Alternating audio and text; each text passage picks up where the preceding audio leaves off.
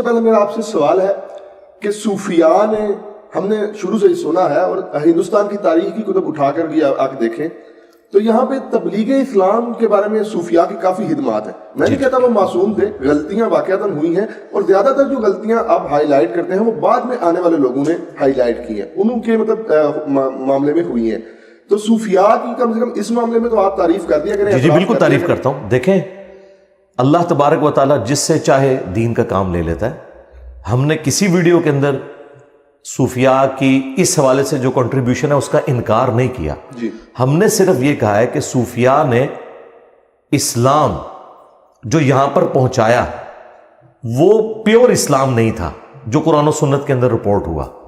اور ہم اپنے دعوے کی دلیل میں صوفیاء کی جو ٹیکسٹ بکس ہیں جن کو وہ کوٹ کرتے ہیں کہ یہ ہمارے نظریات ہیں، ان کو ہم قرآن و سنت پہ پیش کر کے آپ کو بتا سکتے ہیں. رہ گی کنٹریبیوشن تو ہم صوفیاء سے ہی پوچھیں گے کہ ایران کے اندر آج سے آلموسٹ 700 سال پہلے جن شیعہ حکمرانوں نے، شیعہ علماء نے وہاں پر شیعت پھیلائی، کیا ان بزرگان دین کی خدمات کو سنی صوفیاء ماننے کے لیے تیار ہیں؟ تو وہ کہیں گے نہیں، وہ مسلمان تو ہیں لیکن ہم ان کے عقیدوں کو صحیح نہیں سمجھتے. بس ہم بھی صوفیاء کو مسلمان سمجھتے ہیں، ان کے عقیدوں سے اختلاف رکھتے ہیں کتاب و سنت کی روشنی میں. اور خود بخاری اور مسلم سے ایک حدیث ایسی ہے کہ جو یہ لوگ اپنے مخالفین کے لیے پیش کرتے ہیں. مثلا آج ڈاکٹر ذاکر نائک نے سینکڑوں ہندوؤں کو کیمرے کے اندر کلمہ پڑھایا ہے، جس کی پاداش میں حضرت ابراہیم علیہ السلام کی طرح انہیں غریب الوطنی کی زندگی گزارنی پڑ رہی ہے. تو کیا بریلوی، دیوبندی علماء اور صوفیاء نے ڈاکٹر ذاکر نائک کو اللہ کا ولی مان لیا ہے کہ جس نے آج کے اس ماڈرن دور کے اندر سینکڑوں ہندوؤں کو کلمہ پڑھایا ہے؟ آپ کے تو پرانے بزرگ تھے، اس کی تو کوئی ویڈیو نہیں ہے، یہ تو ویڈیو بھی موجود ہے. تو اس کے جواب میں وہ یہ کہیں گے کہ ہم ذاکر نائک کے عقیدوں کو صحیح نہیں سمجھتے. اس کا کلمہ پڑھانا ٹھیک ہے، وہ اللہ تعالیٰ فاسق سے بھی کام لے سکتا ہے. بخاری مسلم کی وہ حدیث کوٹ کر دیں گے جو میں نے ذکر کیا کہ اللہ تعالیٰ چاہے تو فاسق سے بھی دین کا کام لے لیتا ہے.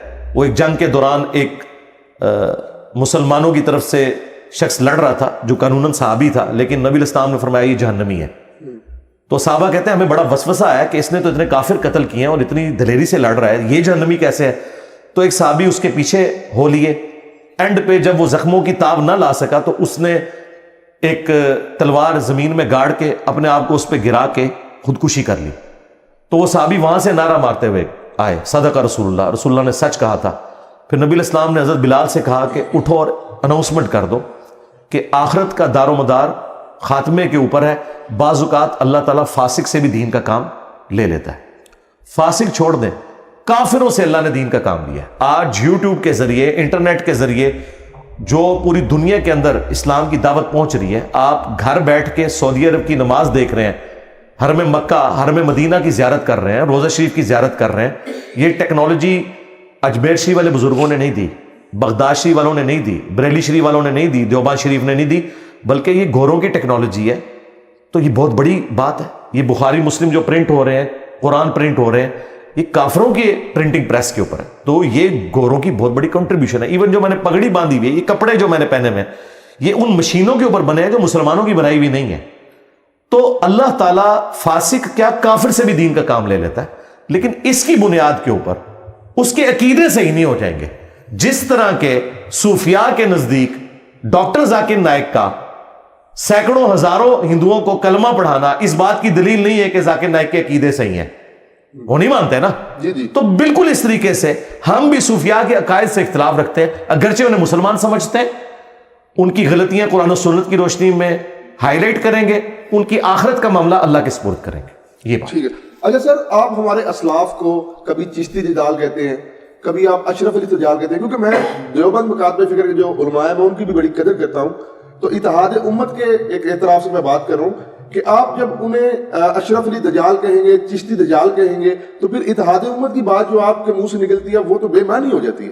دیکھیں، میں نے کسی ویڈیو میں اشرف علی دجال یا چشتی دجال کا لفظ یوز ہی نہیں کیا. یہ دجال کا لفظ میں نے غلام احمد قادیانی کے لیے یوز کیا. البتہ یہ ضرور ہے کہ میں نے یہ کہا کہ جس طرح غلام احمد قادیانی دجال نے ختم نبوت کے اوپر ڈاکہ مارا، اس طریقے سے جو بھی ختم نبوت کے اوپر ڈاکہ مارے اور اپنے نام کا کلمہ پڑھوائے، چشتی رسول اللہ کہہ کے یا اشرفی رسول اللہ کو انڈورس کرے، وہ کس منہ سے ختم نبوت کے اوپر بات کر سکتے ہیں؟ یہ میں نے بات کی۔ اب رہ گیا دجال، تو ہم یہاں سے شروع کر لیتے ہیں۔ کیا بریلوی اشرفی تھانوی صاحب کا کلمہ انڈورس کرنا، لا الہ الا اللہ اشرف علی رسول اللہ اور اللہم صلی علی و نبینا اشرف علی، نعوذ باللہ، کیا اس بات کے اوپر بریلوی علماء اور ان کے بزرگ کیا اشرف تھانوی کو رحمت اللہ علیہ اور مفتی اعظم اور حکیم الامت مانتے ہیں؟ وہ تو کہتے ہیں کذاب ہے، دجال ہے، گستاخ رسول ہے۔ اعلیٰ حضرت نے تو حسام الحرمین میں اشرف تھانوی کو کافر ڈکلیئر کیا اور کہا کہ اس کے کفر میں شک کرنے والا بھی کافر ہے۔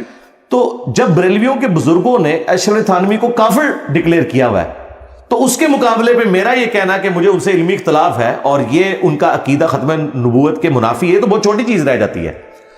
اتحاد امت کیسے ہو سکتا ہے؟ فساد امت کی بنیاد پہ تو اتحاد امت نہیں ہو سکتا نا۔ کیا بریلوی علماء تیار ہیں کہ اشرف تھانوی کی گستاخانہ عبارتوں کو وہ صحیح سمجھتے ہوئے ان کے ساتھ اتحاد امت کر لیں؟ وہ کہتے ہیں اتحاد امت ہو ہی نہیں سکتا۔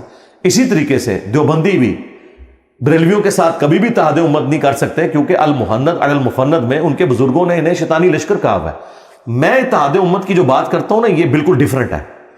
ہمارے نزدیک اتحاد امت یہ ہے کہ اپنے اپنے بزرگوں کو چھوڑ دو، اس شخص کے ساتھ اپنی نسبت جوڑو جس کی قبر مدینے میں ہے صلی اللہ علیہ وآلہ وسلم۔ اگر بزرگ بھی پکڑ کے رکھو گے اور پیرلل میں کہو گے ہم قرآن و سنت کو بھی مانیں، تو یا بزرگ بچا لو یا قرآن و سنت بچا لو۔ یہ ہو نہیں سکتا کہ اسلام کی بنیاد جس کلمے کے اوپر ہے، اس کلمے کے اوپر کوئی ڈاکہ مارے اور ہم کہیں کہ ٹھیک ہے وہ تصوف کی معرفت کی باتیں ہیں، چشتی رسول اللہ یا سبحانی ما اعظم شأنی یا لوائی اعظم من لوائی محمد، میرا جھنڈا محمد کے جھنڈے سے بڑا ہوگا، آپ یہ عقیدہ رکھیں۔ آپ کے تو نقشبند سلسلے کے بزرگ ہیں وہ بازید بستامی، آپ کے ہم یہ عقیدہ بھی رکھیں اور پیرلل میں آپ ہمارے ساتھ اتحاد امت کریں۔ اتحاد امت تو ہوگا، امت کس کی ہے؟ بازید کی، اشرف تھانوی کی یا محمد رسول اللہ کی؟ پہلے تو یہ ڈیسائیڈ کریں۔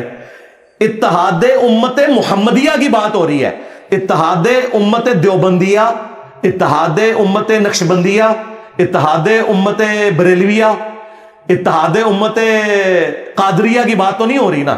امت تو اس شخص کی ہے جس کی قبر مدینے میں ہے، جو شخص اس کے ساتھ غداری کرے، ٹھیک ہے، اس کی عظمت اپنے کھاتے میں ڈلوائے، تو ہم اس کے ساتھ کیسے اتحاد کریں؟ ہمارا جھگڑا یہ ہے کہ ان بزرگوں کی کتابوں میں گستاخانہ عبارتیں اور ان کے ماننے والے ان گستاخیوں کو اون کرتے ہیں اور وہ کہتے ہیں ٹھیک لکھے، آپ کو سمجھ نہیں آئی۔ ہم کہتے ہیں آپ ہمیں نہ سمجھائیں، اپنی پبلک کو جسٹیفائی کریں۔ میرے سے پہلے کیا بریلویوں نے کبھی کہا تھا کہ چشتی رسول اللہ والی کتاب بدل گئی ہے؟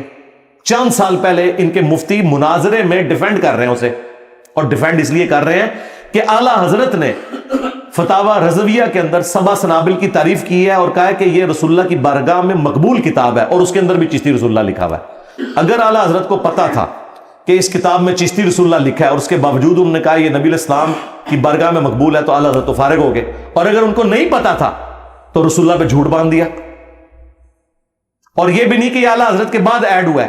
ہمارے پاس فارسی کے کلمی نسخے اعلیٰ حضرت کے زمانے کے پرنٹڈ موجود ہیں، ان میں چشتی رسول اللہ موجود ہے۔ اصل بات یہ ہے کہ ان کو پتہ ہی نہیں تھا، کوئی اللہ تعالیٰ ان کے اوپر بندہ مسلط کر دے گا کہ وہ اعلیٰ حضرت کے مشن کو لے کے آگے چلے گا۔ اعلیٰ حضرت نے تو صرف دیوبندیوں کے بابوں کو پکڑا، اور یہ کہتے ہیں نا کہ جی انجینئر صاحب ڈھونڈ ڈھونڈ کے جو ہے وہ گند پہ بیٹھتے ہیں جیسے کوئی مکھی بیٹھتی ہے، تو اعلیٰ حضرت نے بھی اشرف تھانوی کی سینکڑوں کتابوں میں سے ایک حفظ الایمان میں سے عبارت نکالی ہے نا، باقی کتابیں کیوں نہیں؟ وہ کہتے ہیں فارغ باقی کتابیں، ہاں کہتے ہیں نا، تو تھوڑے بابے نہیں فارغ، کہتے ہیں جی ایک چھوٹی سی بھی گستاخی ہو جائے تو بندہ فارغ ہو جاتا ہے۔ آپ نقشبند سلسلے سے آپ کے سب سے ڈومیننٹ بزرگ جو ہیں شیخ احمد سرندی ہیں، انہوں نے اپنے ملفوظات کے اندر لکھا ہے کہ میں 1000 سال کا مجدد ہوں۔ ہم نے ان سے پوچھا ہے کوئی ضعیف حدیث بتا دو، حدیث تو ابو داؤد اور حاکم میں ہے 100 سال کے مجدد کی، یہ اس نے کہاں سے اپنے آپ کو خود ڈکلیئر کر دیا مجدد اور 1000 سال کا، اور پلس اس نے کہا ہے کہ مجھے جتنی شانیں ملی ہیں میں اللہ سے امید کرتا ہوں اس کا کچھ حصہ امام مہدی کو بھی مل جائے گا۔ وہ اپنے آپ کو امام مہدی تو بڑا سمجھتا ہے۔ اندازہ کرو، مہدی کی تعریف میں تو ابو داؤد میں مسند احمد میں حدیثیں ہیں، اور تو کہہ رہا ہے کہ مجھے جو کچھ ملا ہے اس کا کچھ حصہ مہدی کو بھی ملے گا۔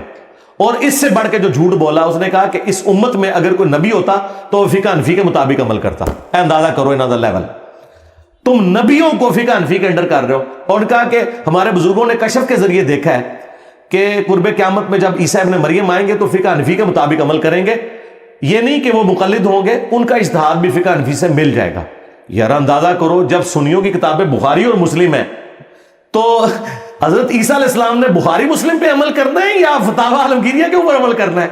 مسلم شریف میں تو موجود ہے کہ عیسیٰ ابن مریم تم میں آئیں گے اور تمہیں اللہ کی کتاب اور اس کے نبی کی سنت کے مطابق چلائیں گے. تو اللہ کے نبی کی کتاب تو قرآن ہے اور اس کی سنت بخاری مسلم ہے.